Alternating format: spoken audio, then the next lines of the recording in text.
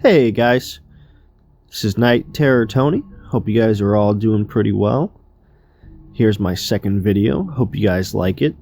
I do apologize if the audio sounds a little weird or a little different. I don't know, maybe it's just me. Once I complete this and listen to it, later on after not being so judgmental on myself, maybe it won't be as bad as I think it is. I mean, I don't think it's bad. I just think it just doesn't sound as good. But I'm also still experimenting around with, placement of the microphone, and which I'm just using my phone at the moment. So we will see. And still learning Audacity as well as getting thumbnails. All kind of a learning process. But I hope you guys like this story. I really liked it. And here we go. Graveyard shift. I recently started working as a security guard in a rural, high-class community, and this place had its own graveyard about a half mile from the residential homes. It was kind of one of those exclusive places for rich folks, and everyone was friendly, everyone I talked to at least. I did a few day shifts, which was pretty alright.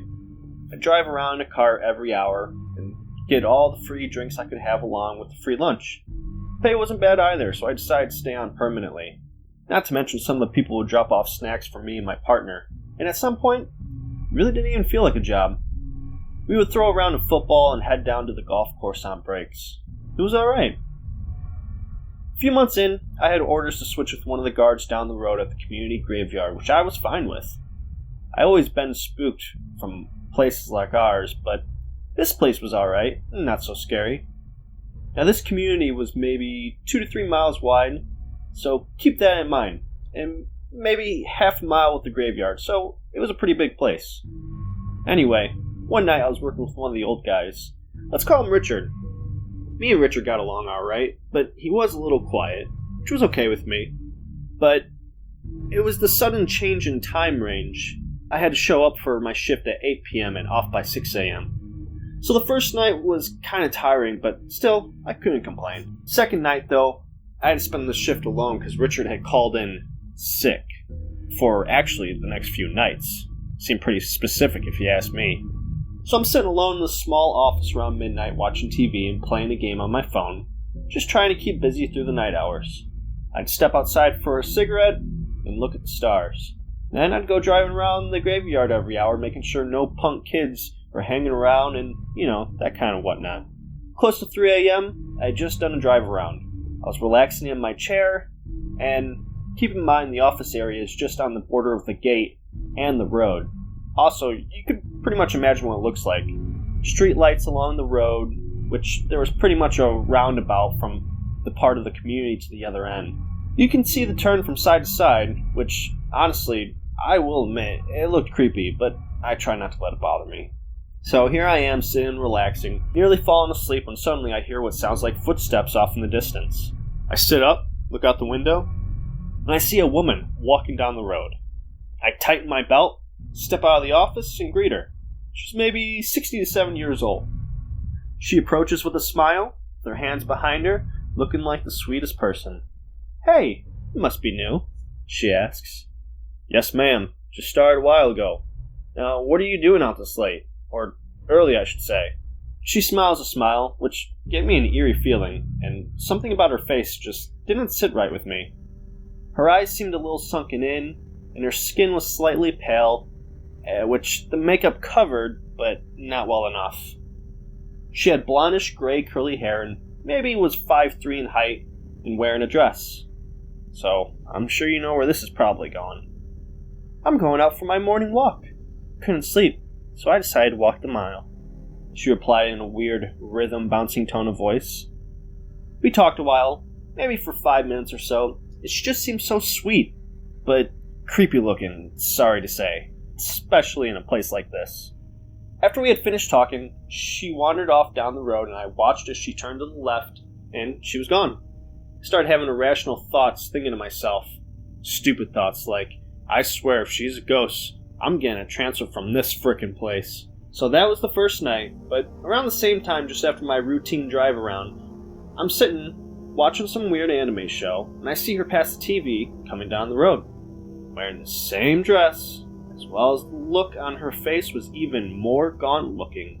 She approached the door, and I was damn near hesitant to open it. I slowly approached the door with caution, and I do open it. "Hi there, young sir, how are you?" She smiled wide with an even more pale face and black gunk between her teeth. She tilted her head slightly, and as I paused, I tried my best to act normal. I'm good, ma'am. Walking the mile again, I see?" "Yeah, sadly. Just can't seem to sleep, you know. Just something about the cold air keeps me awake at night. It's so cold." I smiled awkwardly, trying to keep my composure as we talked about the weather, and she made a few jokes, which I honestly faked a laugh, because I just couldn't stop staring into her eyes, which seemed almost darker than before. Couldn't stand it, and was finally relieved when she went on her way back down the road. I'm not a coward, but not brave enough to see if she was a real person or not.